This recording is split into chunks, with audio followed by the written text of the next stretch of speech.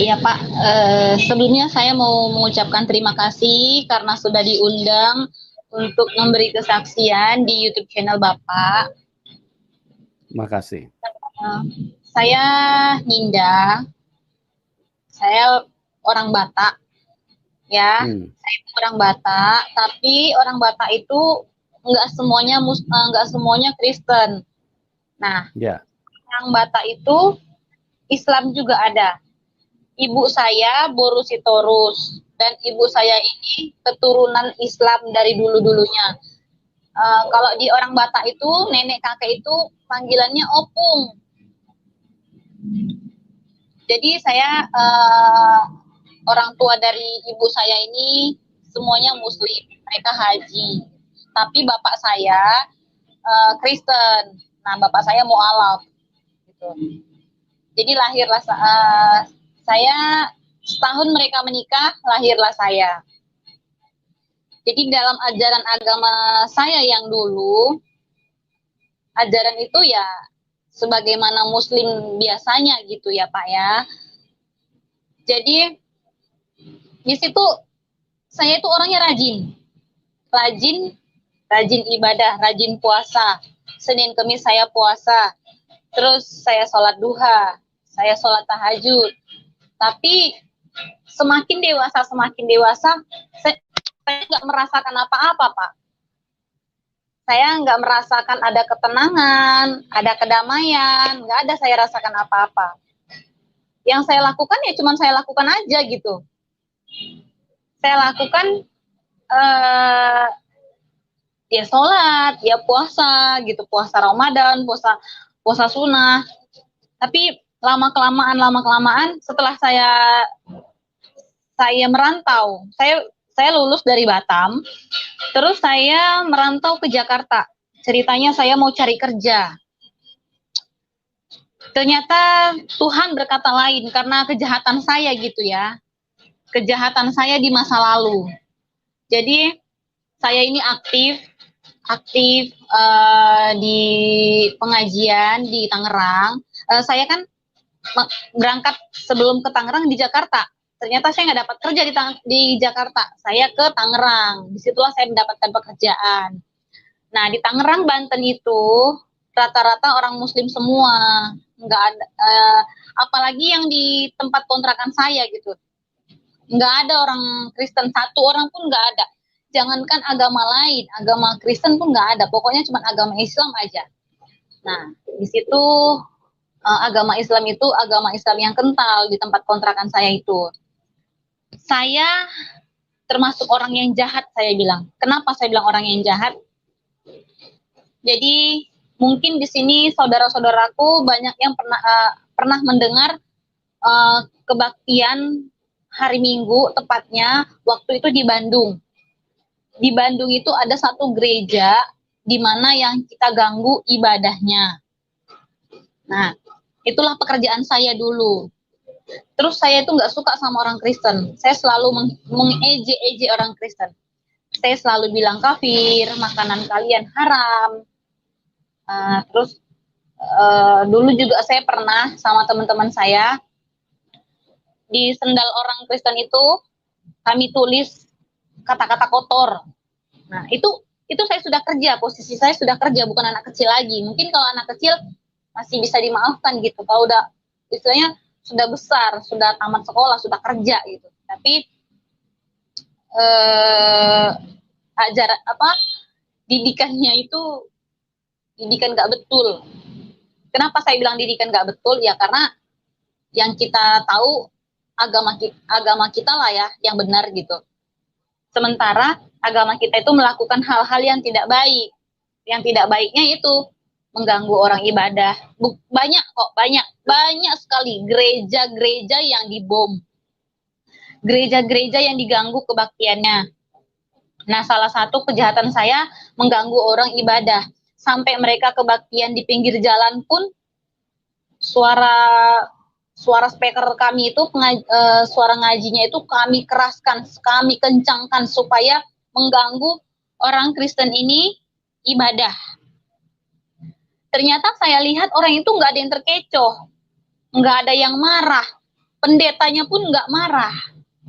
Nah, kok terus dalam hati nih, kok orang ini nggak ada yang marah, nggak ada yang bangkit gitu untuk melawan kami gitu kan. Kalau sempat mereka melawan kami ya habislah mereka gitu. Itulah merasa jagoan ini. Terus nggak ada mereka, kami kencengin suara mereka sampai di pinggir jalan raya itu mereka tetap kebaktian. Nah, disitulah mungkin Tuhan mencubit saya. Kenapa mencubit saya? Jadi sewaktu saya masih melakukan kejahatan itu, saya masih bahagia aja gitu, bahagia melihat orang Kristen itu menderita. Menderita itu dalam arti apa sih yang kalian kerjakan gitu? Kalau bisa kalian ikut kami, ikut jaminannya surga. Jaminannya surga. Kalian cuma mengucapkan kalimat syahadat, dah masuk Islam. Dan kalian bisa kalian terlahir seperti bayi kembali. Dan kalian jaminannya surga gitu. Ternyata itu semua nggak tahu lah ya, saya nggak damai aja gitu. Walaupun saya sholat setiap waktu gitu. Saya kerja nggak kelihatan rambut. Saya pakai jilbab, saya pakai kerudung, bajunya syar'i, istilahnya yang panjang kurang panjang gitu. Tapi baju saya seperti itu, perbuatan saya nggak mulia, nggak harusnya orang yang berbaju baju panjang kurang panjang yang terseret-seret itu harusnya sudah baik gitu ya, sudah baik. Ternyata enggak. Nah, karena saya ceritakan ini adalah pengalaman saya, inilah saya gitu. Jadi kok merasa nggak nyaman dengan hati saya, padahal saya rajin puasa, saya rajin sholat, tapi nggak tahu apa itu artinya, kosong, sepi gitu. Terus di kontrakan saya ini, di sekeliling kontrakan saya itu nggak ada orang yang beragama Kristen, Cina ataupun apapun, nggak ada, cuman Muslim. Karena di sana itu identik dengan Muslim yang kental. Nah, jadi saking saya jahatnya, mungkin udah waktunya kali Tuhan mencubit saya gitu. Di 2016 itu saya ditegur sama teman saya. Teman saya ini bukan satu kerja, bukan dekat kontrakan gitu ya. Dia di lain arah. Nah, dia orang Kristen, namanya Maria. Terus dia bilang seperti ini, aku cerita sama dia, orang Kristen itu makan babi ya? Iya, kata dia. Dia nggak jawab dengan marah. Coba kalau orang Muslim ditoel sedikit sama orang Kristen, udah langsung ditonjok, udah langsung dihajar gitu kan. Terus saya selalu ejek si Maria ini, tapi si Maria nggak pernah balas gitu. Akhirnya saya cari tahu, kenapa ini orang-orang ini selalu kami jahatin, tapi nggak pernah ada respon untuk kembali menggontok kami gitu. Sementara kami ini kasar. Ternyata dia setelah pembicaraan kami singkat gitu sama si Maria ini, cuman berarti dalam buat saya. 2016 ada lagu rohani yang saya dengar. Lagu rohani ini, hidup ini adalah kesempatan. Nah, itulah pertama kali berawal saya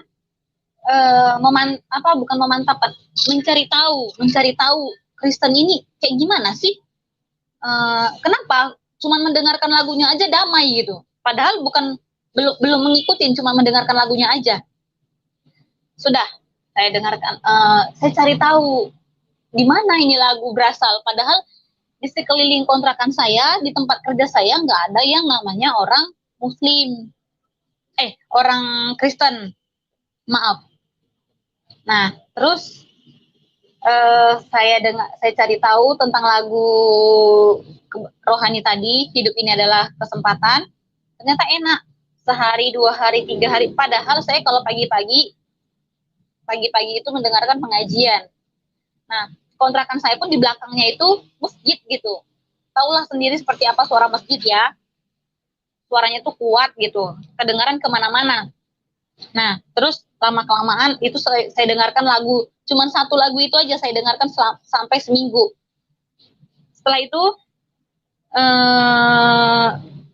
minggu berikutnya saya dengarkan lagi lagu rohani Kristen, tapi udah yang lain-lain lah gitu, bukan cuman hidup ini adalah kesempatan. Saya dengarkan lagi yang lain.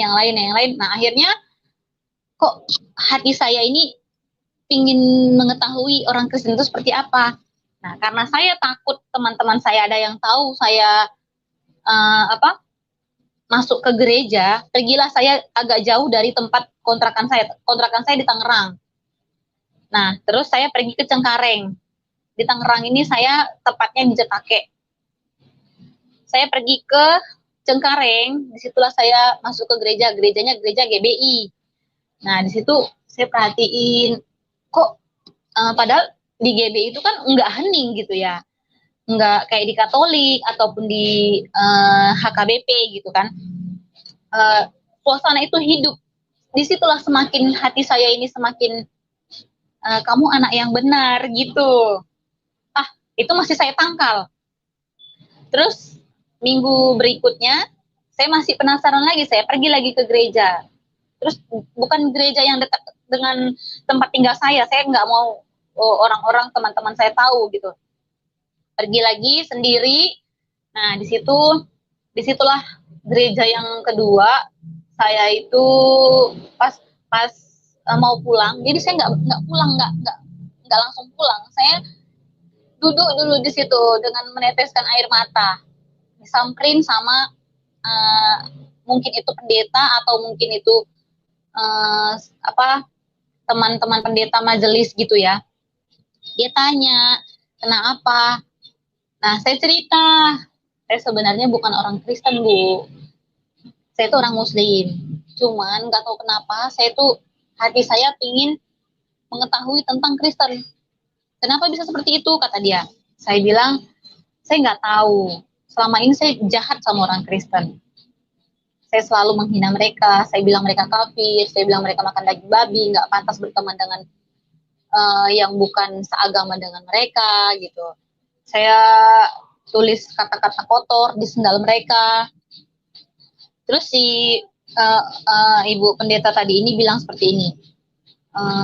Dia nggak bilang, udah kamu masuk Kristen aja, enggak. Dia cuman bilang, kamu harus mencari tahu lagi kenapa kamu seperti itu. Oh gitu ya, Bu. Iya, sudahlah, kamu pulang saja dan kamu cari tahu. Nanti kamu akan menemukan jawabannya. Nah, itulah kata dia. Saya pun pulang. Saya cerita dengan teman saya si Maria tadi. Nah, dia gerejanya di Katolik, Maria ini.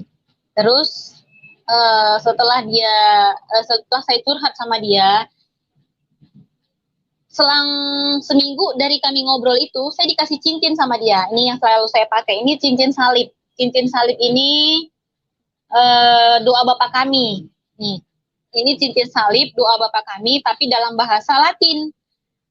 Dia bilang gini, kamu pakai aja ini, nanti kamu akan mengetahui ini doa Bapa kami. Dia bilang, doa Bapa kami, ya. Dia nggak kasih tahu doa Bapa kami itu seperti apa. Nah, saya sendiri cari tahu doa Bapa kami itu seperti apa. Nah, setelah saya cari tahu, saya cerita sama dia. Saya bilang, oh kok begini? Terus dia bilang, nanti kalau misalnya Tuhan pakai kamu harus bisa mengampuni orang-orang yang bersalah sama kamu, gitu. Nah, itu 2016. 2017 akhir, perjalanan saya nggak langsung masuk Kristen, enggak. 2017 akhir, saya mantap, udah mau untuk berpindah agama gitu. Tapi 2017 itu setiap saya tutup mata, saya ada salib, ada beberapa salib. Terus kok salib? Apa ini tandanya gitu? Terus seminggu kemudian salib itu setiap saya tutup mata, salib itu semakin banyak. Nah, di bulan berikutnya itu pas saya tidur, disitulah salib itu berdiri Disitulah salib itu banyak, makin banyak mengelilingi saya. Terus ada tangan seperti ini, tangan tangan Tuhan Yesus. Ada cahaya terang, tapi cuma kelihatan kepala dan tangan saja, nggak ada badan, itu nggak ada. Saya sampai merinding. Jadi dia mengginikan tangannya ke saya. Dia pakai baju putih. Nah, cuman kelihatan kepala dan tangannya aja begini ke saya gitu kan.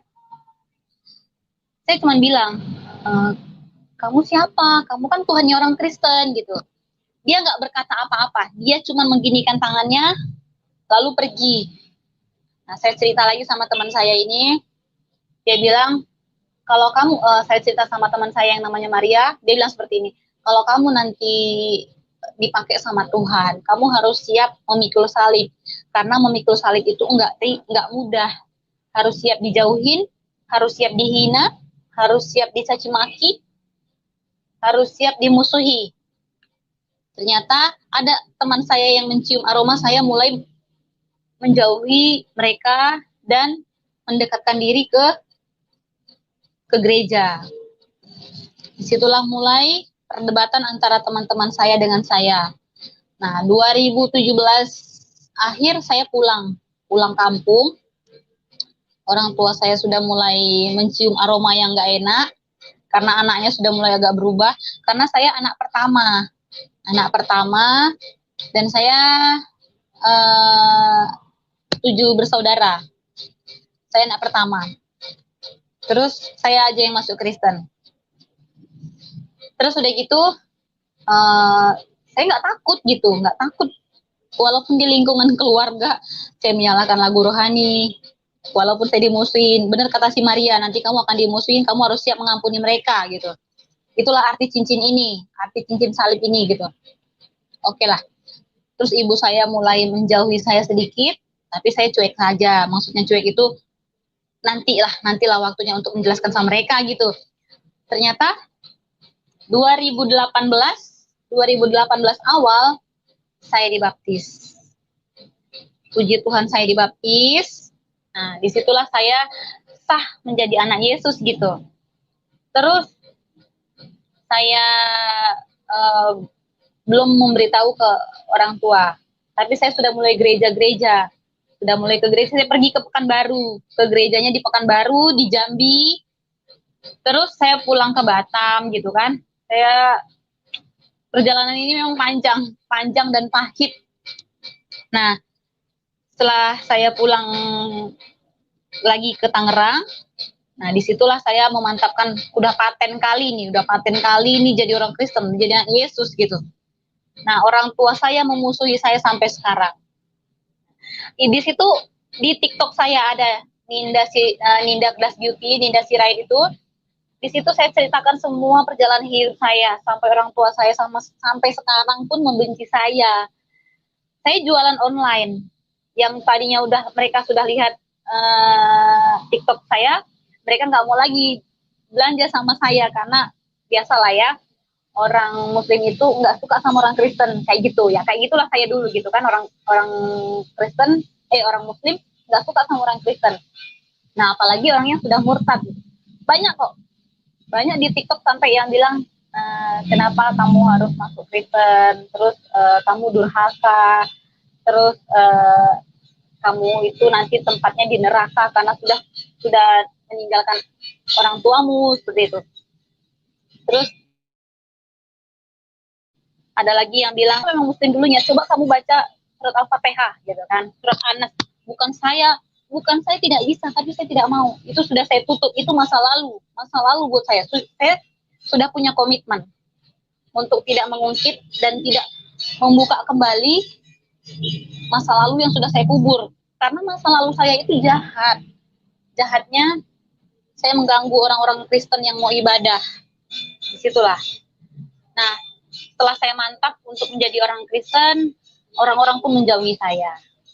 Teman-teman saya nggak ada yang lagi mau berteman sama saya. Terus lingkungan kontrakan saya disuruh pergi. Nah, karena mereka sudah mencium aroma. Saya pun melepas kerudung gitu. Saya melepas kerudung, Orang-orang pun tahu kalau saya sudah tidak muslim lagi. Nah, betul kata si Maria, kamu harus mengampuni mereka karena kamu bakalan dihujat, kamu bakalan dibenci, kamu bakalan dijauhi. Nah, itu sudah terjadi sama saya. Tapi ya, karena saya sudah paten gitu, sudah paten untuk menjadi anak Yesus gitu kan. Saya jalanin walaupun mereka benci sama saya, walaupun mereka memusuhi saya, walaupun mereka meludahi saya. Karena memikul salib itu nggak mudah. Yesus aja disalib, dipaku demi menebus dosa umat manusia gitu kan. Disitulah yang membuat hati saya ini merinding. Merinding itu kenapa? Saya bersalah sekali. Saya bersalah sudah menyakiti orang-orang Kristen, sudah menghina orang-orang Kristen dulu. Ternyata di situ saya tahu orang Kristen itu tidak mau membalas kejelekan dengan kejelekan, hinaan dengan hinaan. Ternyata Kristen itu toleransinya tinggi dan kasihnya pun sama seperti Yesus. Nah, terus ada lagi lagu kasih, kan katanya kasihilah musuhmu. Tapi kalau di Muslim, siapapun yang menghina agamamu bunuh gitu. Tapi kalau di Kristen, siapapun yang menyakiti kamu, kamu doakan dia agar dia tidak berbuat jahat lagi gitu. Nah, disitulah saya merasakan hati saya tentram, hati saya damai. Saya tuh berasa walaupun saya punya banyak masalah, saya nggak sendiri, saya nggak kosong karena hidup bersama Yesus ada kepastian. Nah, disitulah itulah kesaksian saya, jalan hidup saya. Dan tapi di sini saya, apabila ada saudara-saudara saya yang dulunya pernah saya sakitin, yang beragama Kristen, saya mohon maaf yang sebesar-besarnya.